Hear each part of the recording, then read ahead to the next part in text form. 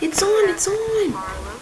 You're listening to The Catch, and it's May 15th with the time. I'm so excited. Gosh, stop Orville talking here, bringing you the latest news. Tomorrow night is the night we thrive. All the way from the beginning, we have thrived and are constantly grown as a nation.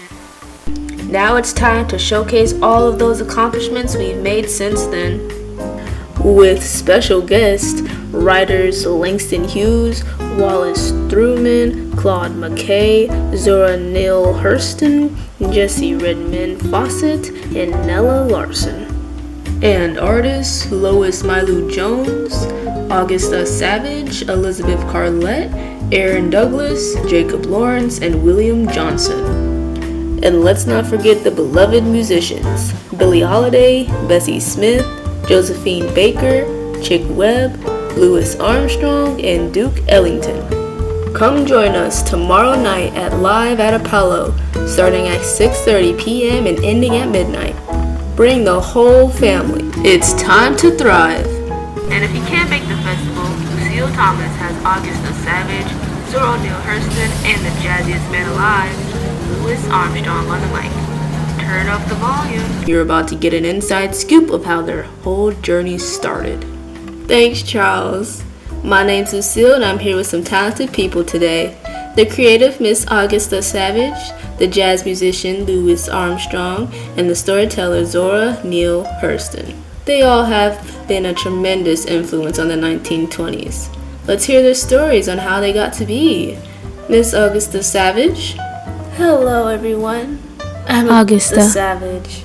I was born on February 29th, 1892 in Green Grove Springs, Florida. Number 7 out of 14 children. My parents, Cornelia and Edward Fells. My father was a poor Methodist minister who strongly opposed my early interest in art. My father licked me 4 or 5 times a day. Almost whipped all of the art out of me. Lack of encouragement from my family and the scarcity of local clay meat that I couldn't sculpt for about 4 years. In 1919, a local potter gave me some clay and I molded a group of figures that I entered into the West Palm Beach County Fair. The figures were awarded a special prize and a ribbon of honor. Encouraged by my successes, I moved to Jacksonville, Florida, where I hope to support my self-sculpting portrait busts and prominent blacks in the community. When that patronage did not materialize, I left my daughter, Irene, in the care of my parents and moved to New York City. Wow, 14 children. That's a handful. Can you tell us some of your most known works? Gamin. Gamin is definitely my most famous work. Gamin is a French word that means street urchin, inspired by my nephew Elias Ford. I also was inspired by the lyrics of James Weldon Johnson's poem, Lift Every Voice and Sing. The harp was my largest work and my last major commission before my leave at the Harlem Community Arts Center. I spent almost 2 years completing the 16-foot sculpture. I had created nothing really beautiful, really lasting, but if I can inspire one of these youngsters to develop the talent I know they possess, then my monuments will be in their work. You couldn't have said it better, and those pieces are phenomenal. They will be on display at the festival. Thank you. No, thank you. Up next, we have the so-called founding father of jazz, Louis Armstrong. Oh, I don't know about all that, but I'm not complaining. I was born in a poor section of New Orleans, raised by my mother, my aunt, in a neighborhood so dangerous. It was called the battlefield. I only got a 5th grade education, dropping out of school early to go to work. Hustling, working for the Jewish Karnofsky family allowed me to make enough money to purchase my first cornet. On New Year's Eve, 1912, I was arrested and sent to the colored waifs home for boys.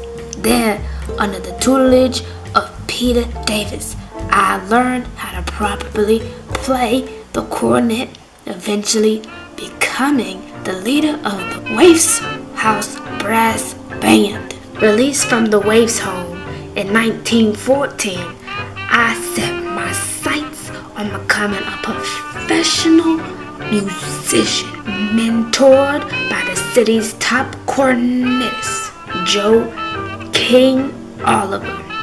I soon became one of the most in-demand cornetists in town, eventually working steadily on Mississippi riverboats.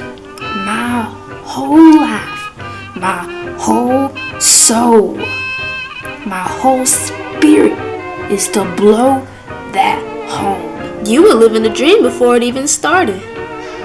What were your best songs? My biggest hits were All of Me, released in 1932, and Hello Dolly, released in 1964.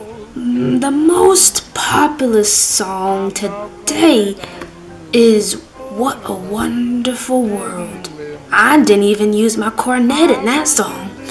Why, of course. That singing voice of yours is just as lovable. You'll be hearing these songs and more live tomorrow night. Thank you. Last but not least, we have the lovely writer, Miss Zora Neale Hurston. Hey, I was born in Edenville, Florida on January 19, 1891, the fifth of 8 children, to John Hurston, a carpenter and Baptist preacher, and Lucy Potts Hurston, a former school teacher. To support myself and finance my efforts to get a good education, I worked a variety of jobs, including as a maid for an actress in a touring Gilbert and Civilian group. In 1920, I earned an associate's degree from Howard University and published one of my earliest works in the university's newspaper. My writing explores the curious struggles of African Americans living in the rural South in the early 1800s. It brings to life the dialects, customs, and folklore of the region. That's what I call an observer. Can you tell us your most loved works?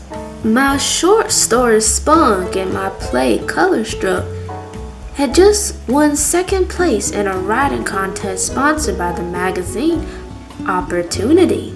But my first novel, JONAH'S Gourd Vine, was published to critical success in 1934.